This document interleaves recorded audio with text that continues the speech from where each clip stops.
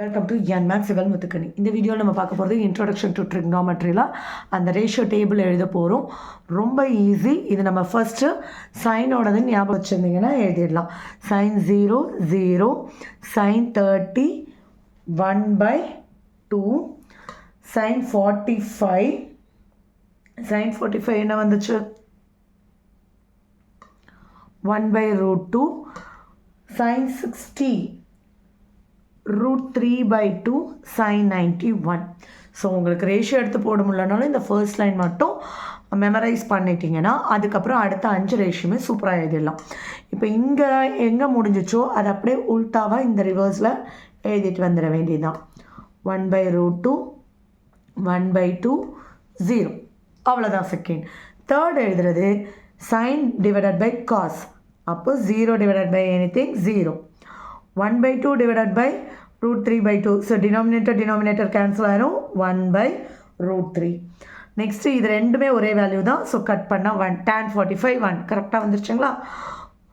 இங்கே இருக்க 2 இங்கே இருக்க 2 கேன்சல் ஆயிரும். √3 divided by 1 √3. இப்போ டினாமினேட்டரில் 0 வரும். ஸோ இதுதான் நாட் டிஃபைன்டு. அவ்வளோதான். இப்போ கொசிகண்ட் நீங்கள் சைன் என்ன எழுதுனீங்களோ அதை அப்படியே ரிவர்ஸ். இங்கே நியூமரேட்டரில் 0 இருந்திருக்கு. அப்போ இங்கே டினாமினேட்டரில் 0 வரும். So not defined.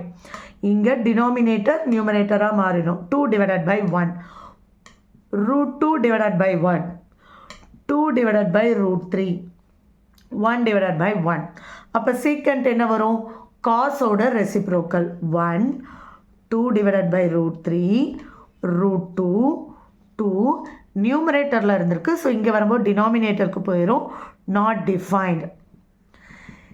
இல்லை நான் இது பண்ணலை அப்படின்னா இந்த ஸ்டெப்பில் எப்படி நீங்கள் சைன் இங்கே எழுதிட்டு காசுக்கு ரிவர்ஸில் எழுதுனீங்களோ அதே மாதிரி எழுதிடலாம். ஃபஸ்ட்டு கொசிக்கன் சைனை வச்சு எழுதிட்டு இங்கே அப்படியே ரிவர்ஸில் உல்ட்டாவாக எழுதிட்டு வந்துடலாம். இப்போது காட்டுங்கிறது டான்ஜென்ட்டோட ரெசிப்ரோக்கல். ஸோ நியூமரேட்டரில் 0 இருந்திருக்கு.